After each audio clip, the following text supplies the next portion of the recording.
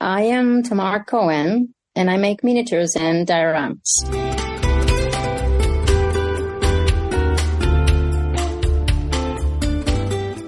Welcome to Art, the podcast where we get to know women from around the world of visual arts.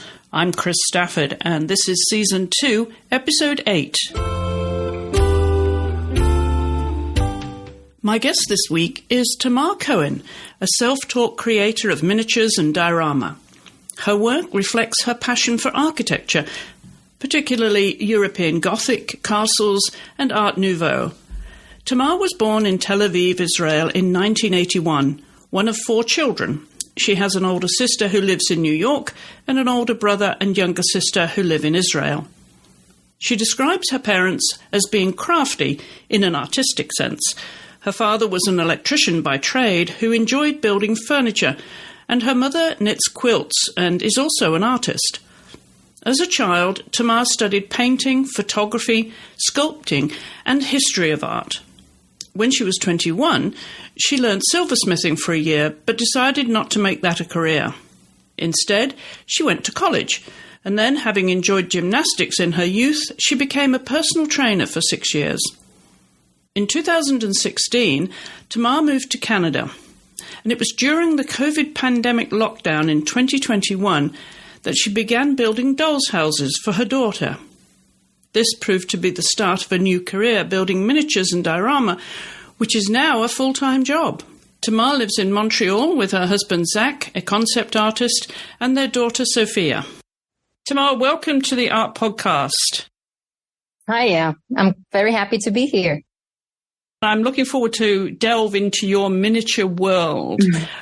But first of all, I know you haven't had a glass of wine because you told me your sister suggested you did because you were a little bit nervous. So I just wanted to reassure you this is something like you and I sitting around having a glass of wine. That's how you have to imagine it, and just having a chat about your life. I'm glad we will. Okay.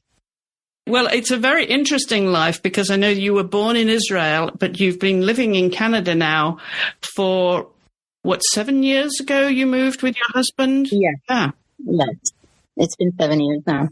It's a very different climate, Tamar. How did you adjust? Well, I have a very good coat and good shoes. No. Yes, it's completely different in any aspect. Architecture is different. People are different. I have to be honest, much more polite. And, well, I don't know. I guess it's funny because I didn't want to leave Israel. And when I met my husband, one of the first things that he told me is, I'm not planning on staying. I don't want to stay in Israel, and I'm going to move. I don't know where to, but I am going to move. And I decided to stick around, even though I really didn't want to leave. And when we arrived here in Montreal, I think it took me a month to just tell him I'm not going back. This is where I want to stay, and that's it. I still think so. I love it here. Do you? And he's a concept artist too. Yes. Tell me exactly what he does, because it's very different to what you do. Well, when I met him, he was not a concept artist. He was an artist. He made oil paintings. Super talented, amazing. I was so impressed. And since it's not easy to make a living out of it, obviously, being an artist is a challenge. He decided to try and work in the gaming industry. So this is what he does. He works for a big gaming company, and he loves it. He gets to paint. Sometimes his own creations. He makes characters, and sometimes it's somebody else's work that he needs to fix. But he kind of gets to create through my work sometimes, because he designs the 3D props and some stuff that I need for my work. So I think since we bought the 3D printers, he's very happy. That's very interesting. And you mentioned there, how difficult it is to make a living being an artist. And I think that's something that you questioned when you wanted to do miniature work. But how did you, make a living doing that? Now, I suppose you've reached that. It was COVID that was the turning point for you then, and being locked down and building, I think you said, a doll's house for your daughter, who's now 6 years old. So that was the beginning of it all. It's true. It started like that. I mean, let's go back to when I was in high school. And my dream was to be an artist. And I thought that this is what I'm about to study when I'm done with high school. And I had recommendations from my teachers and all the portfolio ready and everything. And then at some point, I felt like, okay, I don't know if this is what I want to do every day. And it's nice because it's been some sort of a hobby. But when you think about that as a living, I don't know. I mean, I felt it might be too much.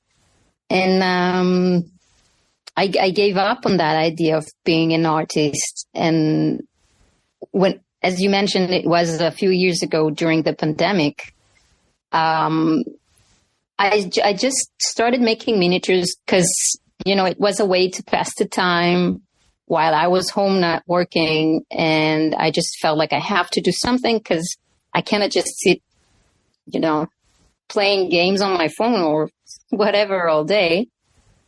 And I never imagined this is going to be an occupation. I did not think I'll make a living out of it. I just assumed that at some point I'm going to find a job or get back to my old job and keep doing what I did before. But I just didn't want to give up on it. Once I started, it was so much fun.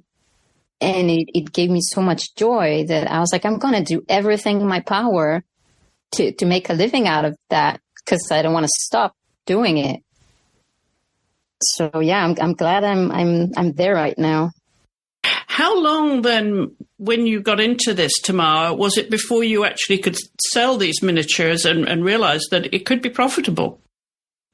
When I just started, I just wanted to do whatever I felt like. Like I had crazy structures in my head and I just wanted to build them and I didn't care if I'm going to sell that or not. So I started big. And then I met someone who has a studio and he wanted me to do a workshop to teach people how to make miniatures. And I was like, wow, how am I going to turn this 150 hours build to a 12 hours workshop? So eventually I was able to kind of do the switch and move from building big structures and very complex ones to something more simple that people could actually do themselves, even if they're not coming from this world of making miniatures or craft. And this made the big change. It made me build smaller framed dioramas or shadow boxes, I think it's called. And and then people wanted to buy that.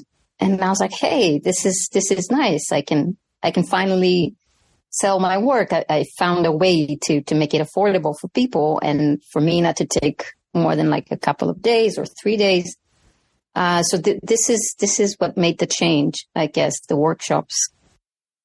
Where did you pick all these skills up to? Is it something that you were self-taught? Self-taught, I guess. But when I was 20, I studied how to be a silversmith. And even though it was like 20 years ago, it's there, the way you work and even the tools and some of the techniques that I'm using now. Because basically it's mostly like making miniatures because everything is so small when you think about jewelries. And I guess some of the skills were there already, but I had to kind of combine that with some other skills that I had to learn myself because honestly, I didn't really know what I was doing when I just started it. And since I I didn't care if I'm going to sell that or not, or how long it's going to take me to build something. I just explored. I guess I was just like exploring techniques or materials, and I used basically whatever I had around. And only later I learned what proper tools I should use, or mostly what materials I better use to make everything more affordable, not so heavy, because now I ship my work and I cannot have everything with build with like MDF. I have to use foam. So yeah, I mean, I made big changes along the way. And you're shipping this to anywhere in the world. Where have you been your biggest clients so far? Not anywhere. Unfortunately, shipping from Canada is super expensive. So it's just the USA and Canada, basically. Well, maybe that might change in the future if the postage comes down. Who knows? Hopefully. So in terms of these materials, then, you taught yourself what was going to be adaptable. Each design is unique. So you have to have a combination of skills then to think in those dimensions, right? It's not just a single dimension like painting or photography. And I know that that's something that you did do when you were younger too. So you've combined a number of different skills, haven't you, to do this? Yeah, it's true. Well, I used to paint, so I guess the skills that I had from painting, obviously I'm using them now, because almost everything that I build, I have to paint. If it's a wall, if it's a bookshelf, everything needs to be painted. And sometimes if I want it to look weathered, then I have to work properly with the paint to get the effect that I need. So. And it's also a matter of practice, because it's not like painting that I used to do in high school or whenever. It's a different kind of skill. It is slightly different, but once you learn how, it's basically the same every time.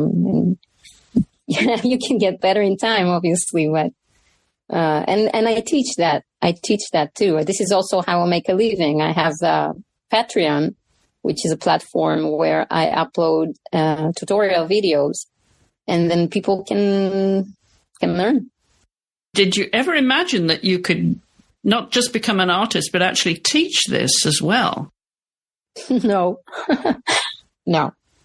It is a lot. I mean, it feels good to know that I can actually teach others after only 3 years that I've been doing that, because this is not a long time. And I enjoy teaching because it makes me be more creative, because every time I think, okay, what else can I teach? What else can I give them that I haven't given yet? So it makes me kind of analyze my work, which I wouldn't have done without this. So I like it. What has it taught you about yourself? Were you always a patient person that could work in fine detail, or has it taught you to become more patient and slow down? That's a very good question. When I used to make jewelries, my problem was that I wasn't patient enough. So when you get to the stage that you have to make it shiny, what you do basically is you need to sand it so many times with different sanding papers, and it becomes very fine, if that's how you say that. Yes, very fine grit.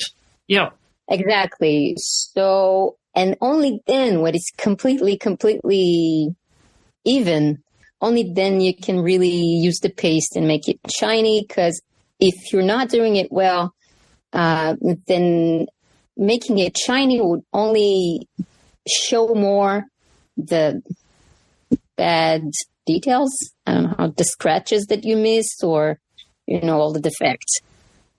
So I wasn't patient enough to do that. And I always wanted it to be shiny before time, before it was really the time to do that.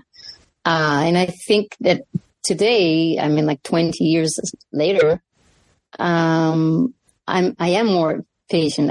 I'm like doing everything at the right time, not trying to go a step ahead before just because I don't feel like doing this or doing that.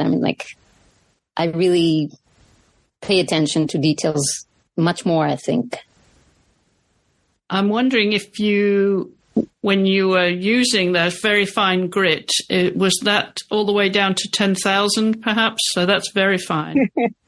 I think more like 1,000. Oh, okay. Yeah. And then you use the paste, and then there are several pastes that they kind of replace the sanding papers. Well, I learned to go down to 10,000 just this past weekend, polishing some honeycomb calcite, and I went all the way down to 10,000 for the first time ever. So, it probably looked good. But it does, as you say, teach you patience. Oh, yeah. Step is, you do have to go down step by step by step to get it that fine. But looking at your work, the attention to detail is so finite. I'm wondering if when you're constructing something and you can, obviously you know where you're going with it, but mistakes do happen. Does that mean you have to start again, or can you often correct any faults as you go along with the materials that you're using? How finite is the destruction of the materials? Well, basically both. So sometimes I have to tear it apart and build it again, which is awful when it happens. But it does, obviously it does. And sometimes starting over completely usually doesn't happen to me. But sometimes something, let's say I glued something and it got glued in the wrong place, or, so yeah, I have to kind of rebuild some stuff, sometimes. And sometimes, since I'm pretty creative, I can find solutions or just a way to hide my mistakes in a very elegant way. So yeah, I have that too. But it's very annoying when that happens. But it doesn't happen very often because I kind of know what I'm doing. Right. And you clearly have a passion for architecture and that attention to detail. And the European architecture particularly. Gaudi is one architect that comes to mind, the Catalan architect and designer. He was a great exponent, of course, of Catalan modernism. And I look at some of your work, and there's a likeness there. And so some of the castles, the Art Nouveau and Gothic work, I can see it all in your work. But are there other artists that come to mind that you would like to be emanating?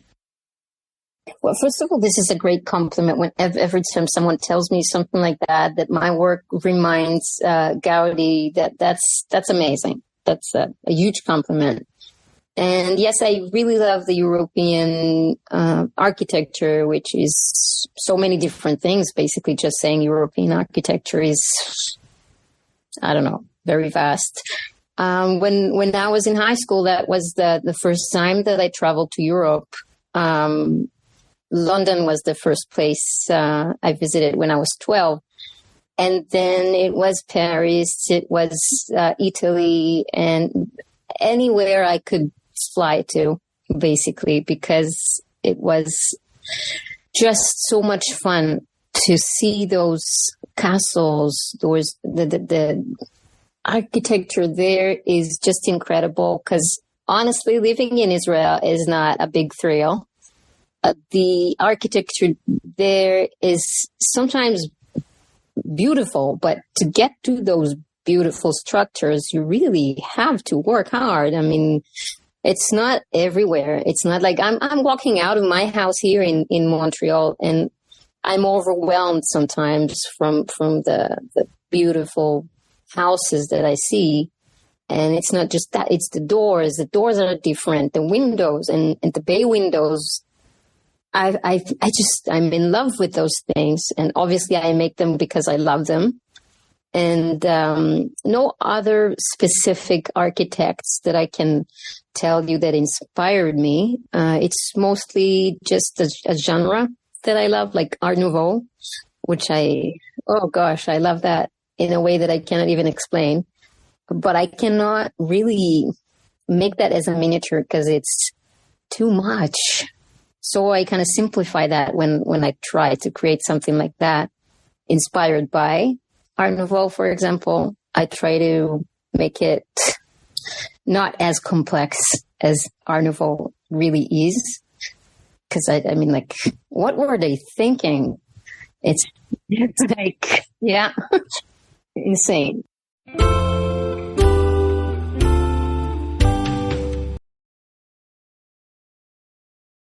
I'd also think of what you're creating is sometimes whimsical as well. There's humor to it, that you give it a personality. That's a great compliment.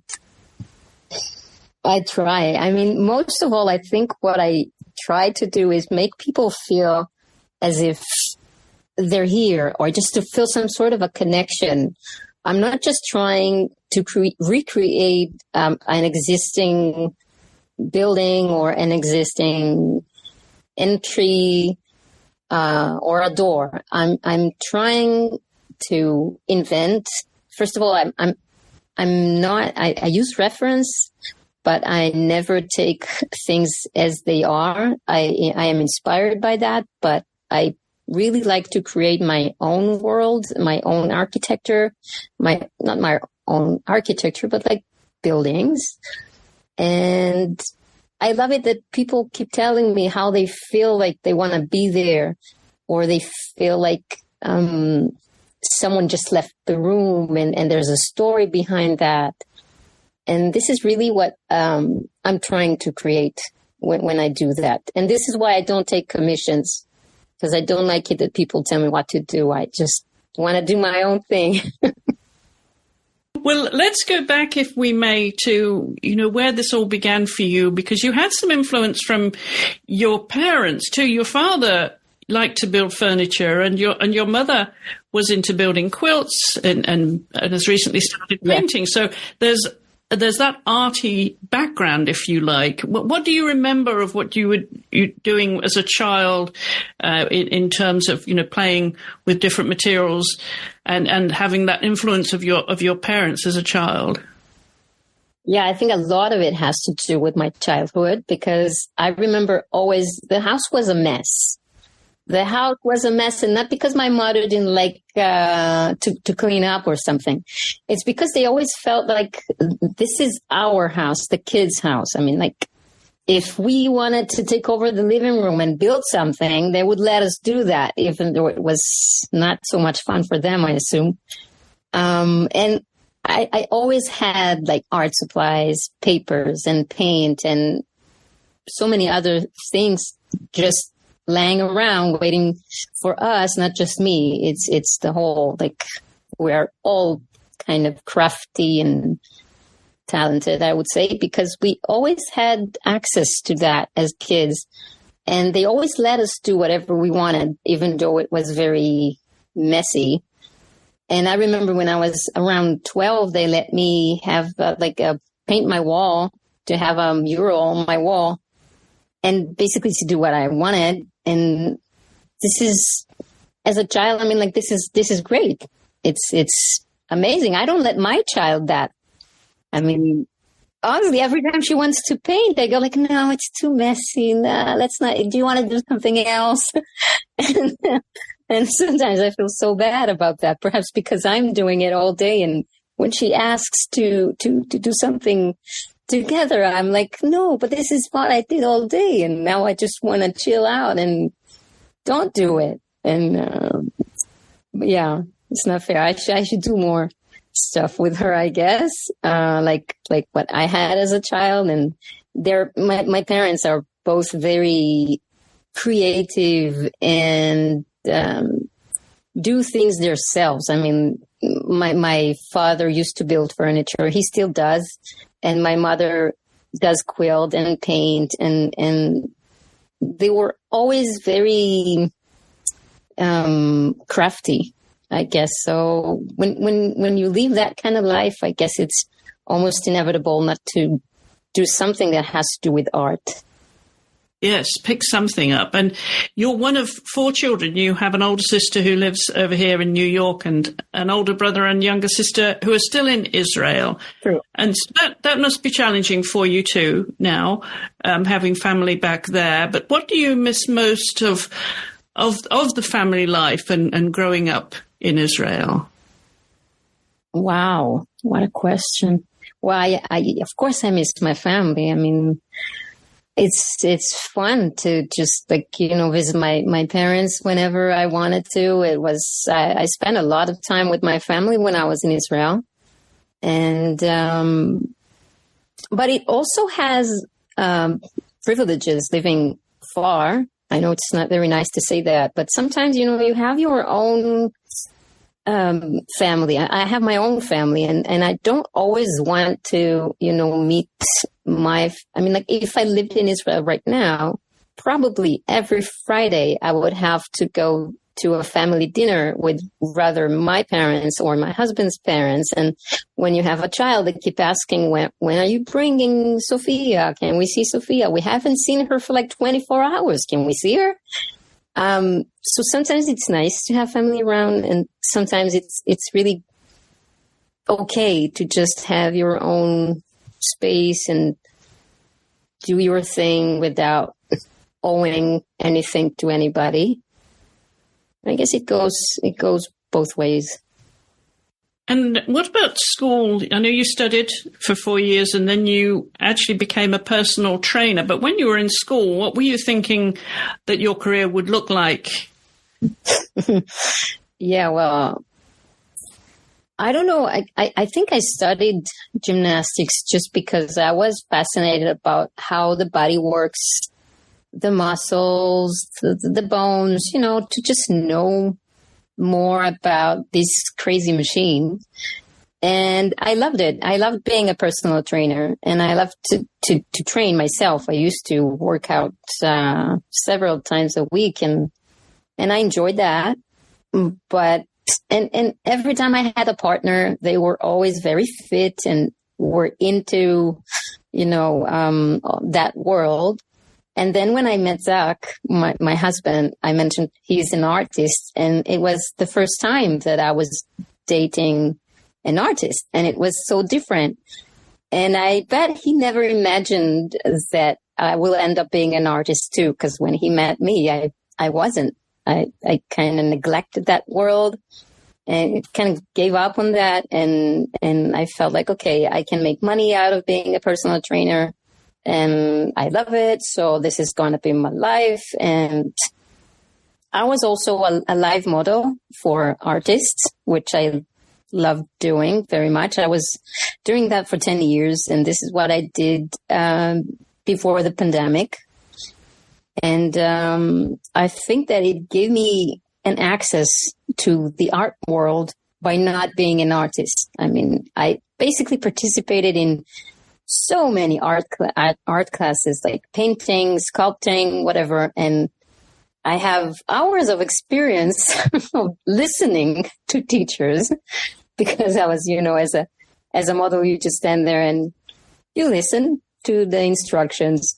And I think that some of it probably, I use some of it probably now when I paint or when I build the miniatures. And it's nice to have that. Which artists do you most enjoy now? When you look at artwork, if you visit a museum or a gallery, what's your preferred medium? What do you get most inspiration from, and which artists? Which artists, it's hard to tell, but paintings still. I mean, even though what I do is 3D, I like paintings very much, and not so much like the modern kind of paintings. And I'm not talking about Renaissance as well. What I love is Velázquez, kind of like Impressionism a little bit. anything that you feel the paint, when you feel like the artist hasn't finished his work completely, but was able to express exactly what they wanted. It's like, I don't like it when it's too polished. I like it when it's a little bit rough and you can really feel like the structure of the painting. But I haven't been to the museum for so long. I'm pretty ashamed of that. Because usually when I used to travel to different places around the world, the first thing I did was to go to the museum. And I have a confession to make. I haven't been at the museum yet. And I'm talking about 7 years. I haven't been there yet. So yeah, it's something I should fix. Now, what about books and music? Where do you get your inspiration? What helps you when you're working? Yeah, I take a lot of inspiration from books that I used to read because I'm not reading anymore. Another confession here. Since I started making miniatures, I stopped reading. I don't know why, because I used to read so much. And, well, obviously, I read The Hobbit and The Lord of the Rings, and those inspired me so much. I read that when I was in high school, but it's still there. I mean, I love the fantasy world, and when I watch movies, those are the kind of movies that I love watching. Because first of all, it gives you a glimpse of something that does not exist anymore or never existed, like the fantasy world of The Lord of the Rings. And I like it that it leaves some space for my imagination to go crazy. When you read a book, not when you watch a movie. And then you can actually imagine those locations. And this is something I take to my work. I mean, okay, now when I watch a movie, then everything is already there and I can be inspired from that too. But I should read books again now that I'm talking about that. Yeah, I should. Do you take commissions, Tamar? No, I do not. I don't like dealing with people. Fair enough. I don't like to be told what to do. I don't like it that someone has something, they imagine, and I have to guess what they see in their head. And I don't know, I just find it a bit too demanding. And I'm lucky because people like what I do and they buy what I do. So I don't have to take commissions. I guess that if people wouldn't have bought my work, perhaps I wouldn't take commissions. I don't know. So with each concept then, is it always an individual structure? Or do you ever build, say, a street or a village? This is something I haven't done yet. I did make my recent work, like the big one, is something like a street, but it's only like one house, but it has the feeling of a street. The reason why I avoid doing that basically is space. So I took over the dining area. I took over the dining table. And this is my studio now. So the table is not that big. And since I usually do not sell the big ones, I sell some. But if I'll make a street or something that size, like that is a complex structure, what will I do with that then? I mean, I ran out of space to store my work anyways. I mean, I would like to do something like that, but I just don't. Do you ever see yourself having an exhibition where you can show your work and a number of pieces in one space? Well, I had a couple of exhibitions. It was nice. It felt good to see my work displayed and to give people the opportunity to see it is amazing.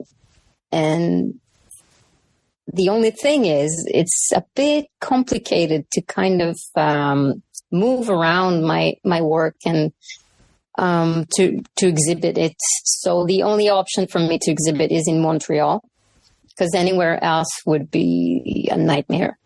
Yeah, just shipping it to any other location. Yeah. Yeah.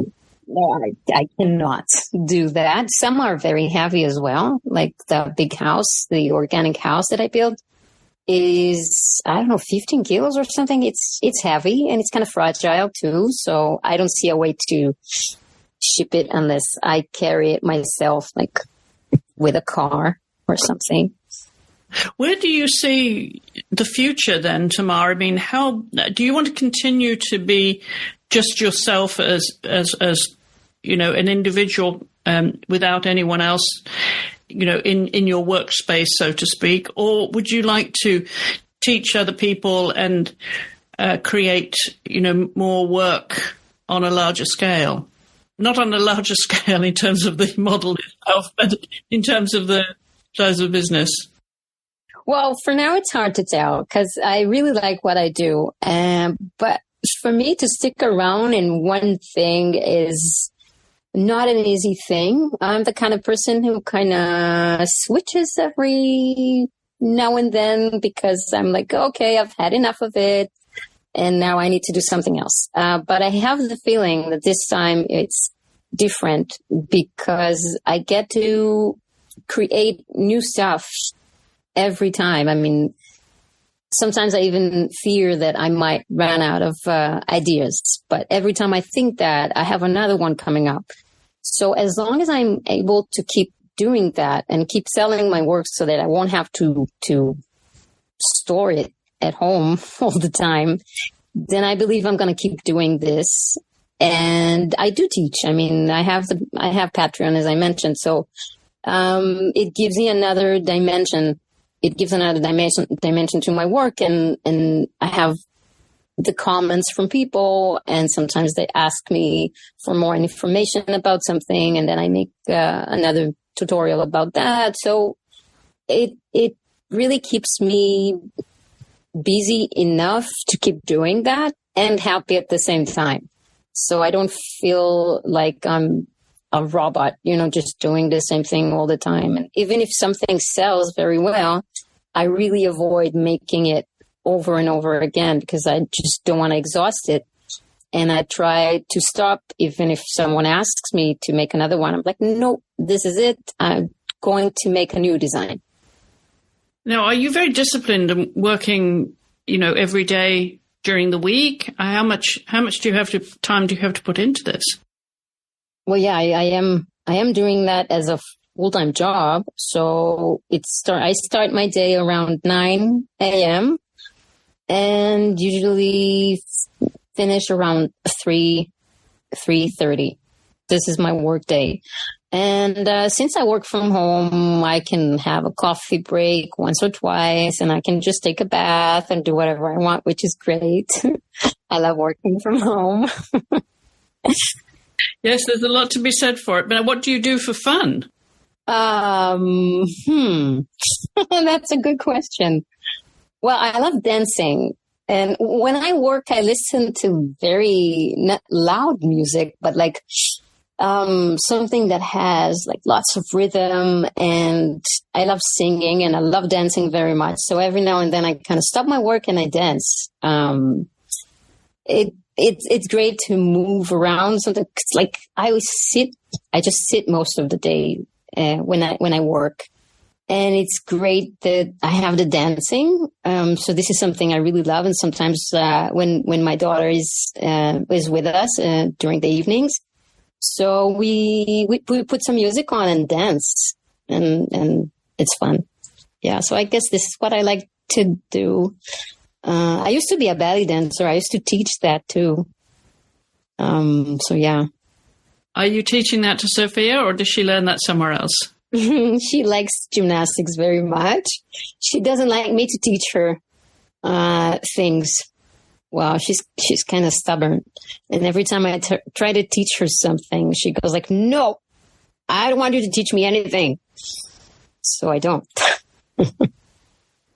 Like mother, like daughter. Yeah. So every time I see myself in her, I cannot be angry because it's like, oh, I was worse when I was her age. So I better shut up and take what's given to me. If you could reset the time since you graduated from college, Tamar, seeing what you can do now when you thought that it would just be too much of a struggle to be an artist full time, that you wouldn't be able to make a living, what would you tell yourself and what would you do differently? I wouldn't do anything differently, to be honest, because I still think that being an artist is a struggle. And, well, most of all, we are here. I mean, like, I'm here in Montreal. Being an artist here in Montreal is not the same as being an artist in Israel. And I think that what I did everything I did for a reason. And it gave me another, I don't know how, depth, I guess. And I wouldn't change a thing. No. I was just lucky to be able to become an artist at some point in my life, because I guess it was in me and it just had to come out at some point in some way. So I'm glad it happened now, and I did not wait until I'm like 60 or 70 or whatever to discover that I can do art. Are there any other forms of art that you'd like to explore? Not at the moment, I guess. No, I'm pretty happy with just making miniatures and dioramas for now. And you can see yourself doing that for the foreseeable future anyway, and making a living out of it. Yeah, absolutely. So you're in a very happy place, I think, Tamar. Happy to say I am. Yes. Wonderful. Thank you.